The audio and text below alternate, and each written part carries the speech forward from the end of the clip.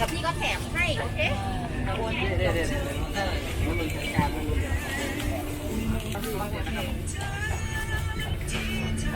ขอสิ02ครับ062 457ไหนครับผม20 บาท20 บาทนะจ๊ะเอาร้านน้ำจิ้มแยกกับผม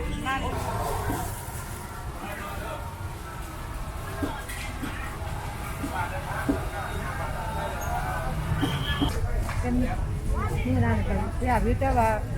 เป็นผู้เชี่ยวแบบนี้ว่า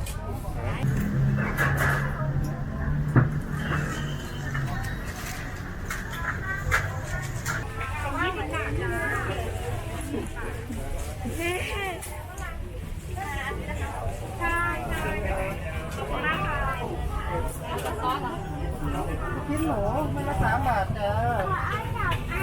เดี๋ยวแบบไหนเอาคากัน30ได้ไหมได้จ้าอันนี้ค่ะเอาอันนี้2ให้นะคะ กับพี่ก็แถมให้โอเค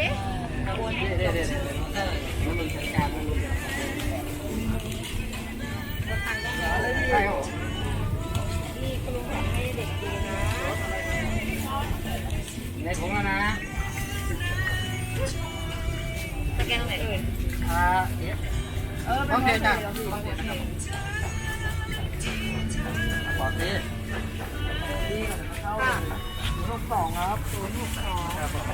457ไหนครับผม20 บาท20 บาทนะจ๊ะเอาร้านน้ำจิ้มแยกกับผม30เนาะครับ เนรมิตนะคะได้ครับเอาคุณลุงแถมให้ลูกในถุงนั่นแหละจ้าถืออย่างนี้เอามือเข้าไปร้านน้ำจิ้มไปอุ้ยไม่ถือเถอะทำไมถือ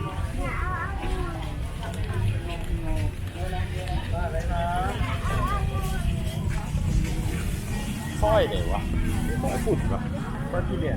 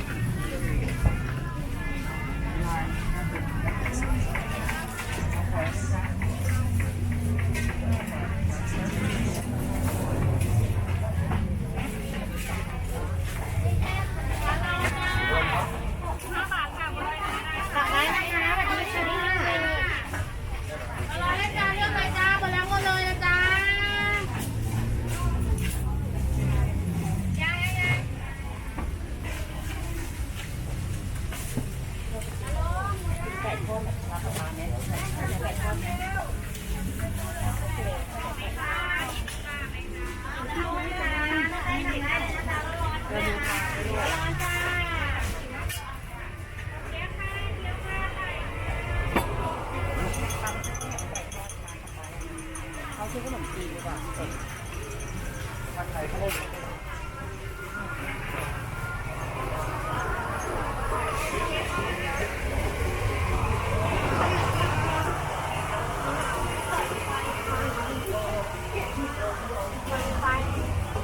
ร้อนๆนะครับ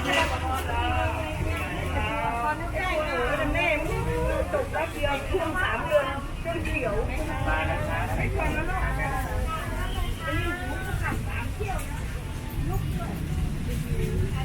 ปลานะครับหมึกย่างไหมครับไม้10 บาทเลยครับ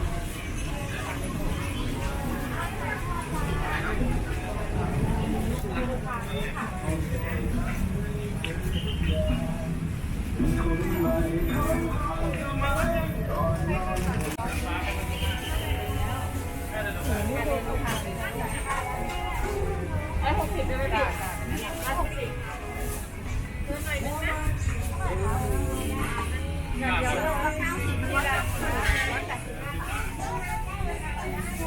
เอาไปให้ก่อนค่ะเดินลูกค้า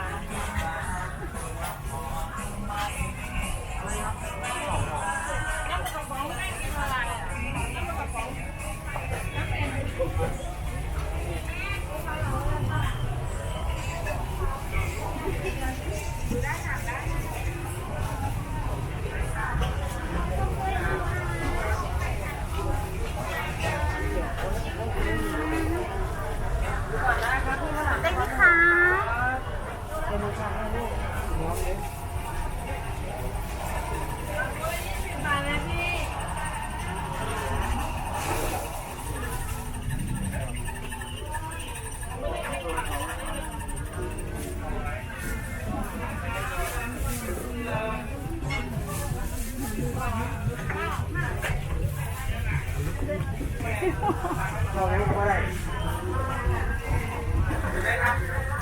ไม่บอกว่าอะไรเลยเนี่ย 30 อันนั้นเป็นนี่นะเป็นอยากรู้แต่ว่าเป็นตู้เชียร์แบบนี้ว่ะเป็นตู้เชียร์ว่ะ นี่แหละต้องเอาตรงนี้ไม่ป่ามาเอาตรงนี้มันเป็นแล้ว ต้องใช้มันเป็นค่ะ ฮะมัน3 คู่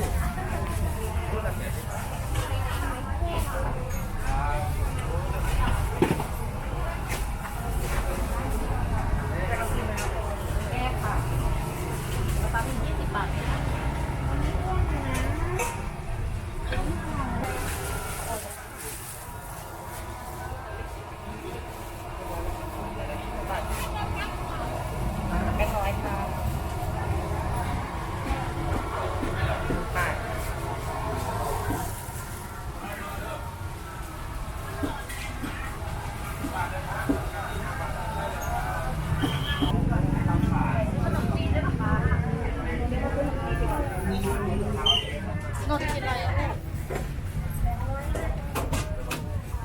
อะไรนี่ครับพี่อะไรนี่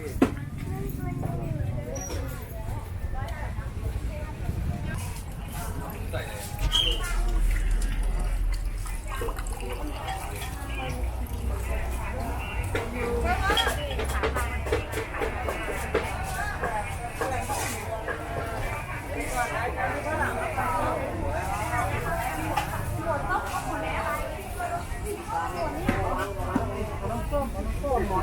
ก็หมดแล้วลูก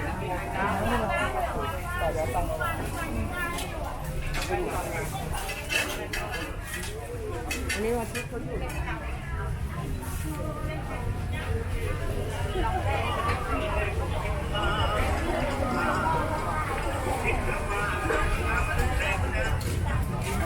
ใช่อ่ะ ใช่แน่นอน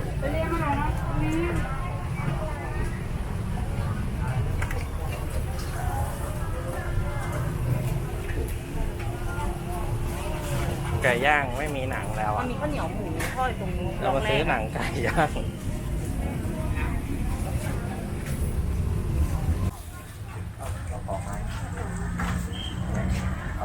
คุยครับไม่ต้องให้มา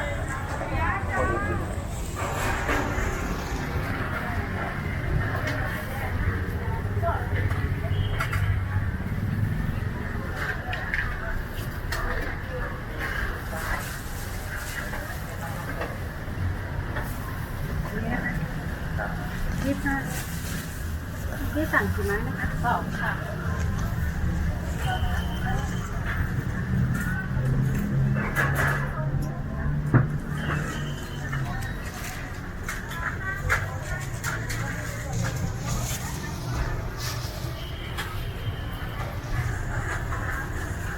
เอาเนี่ยครับ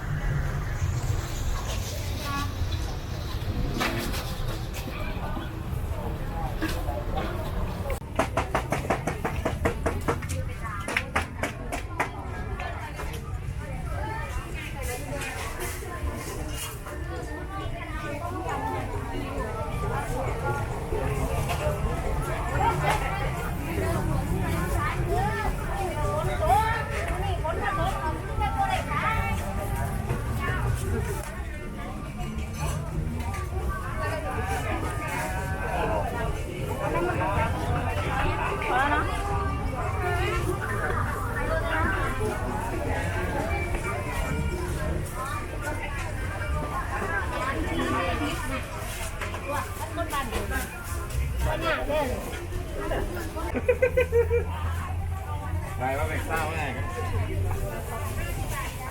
อืม